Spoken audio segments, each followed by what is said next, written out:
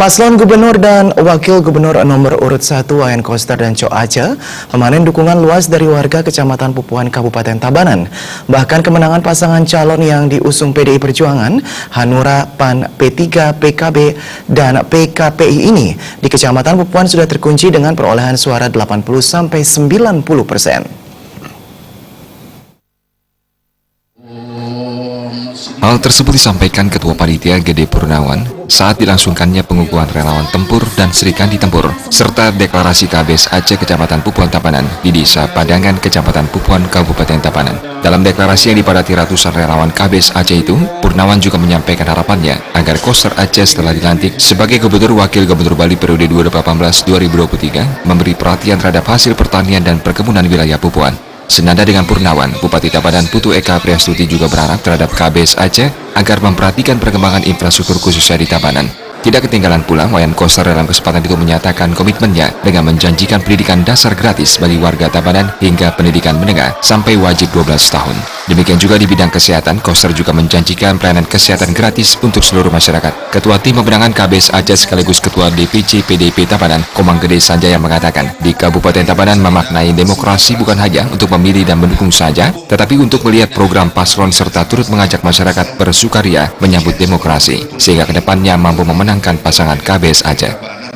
Kami selaku Ketua Tim Pemenang KBS Aceh di Kabupaten Tabanan, pada hari ini di Kecamatan Pupuan, kita tempatnya di Desa Padangan, melakukan deklarasi sekalian membuat suatu yel-yel.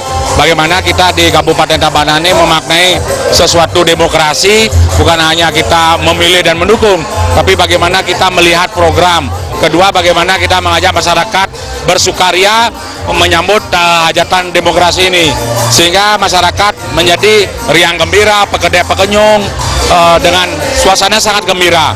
Inilah yang kami maknai demokrasi yang ala Tabanan.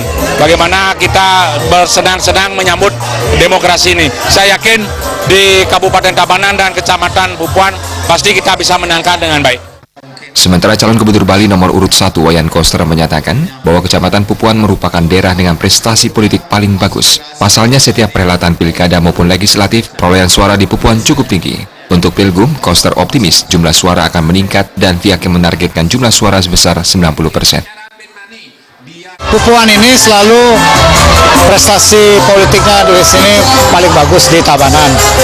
Jadi setiap pilkada maupun pemilu legislatif perolehan suaranya memang paling tinggi terus, dan untuk Pilgub saya yakin itu akan meningkat lagi.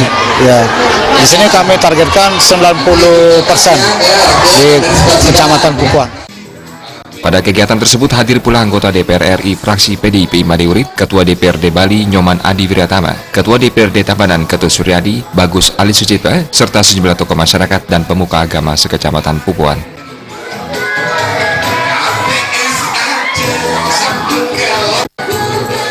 Darta dan Arta ya Bali TV.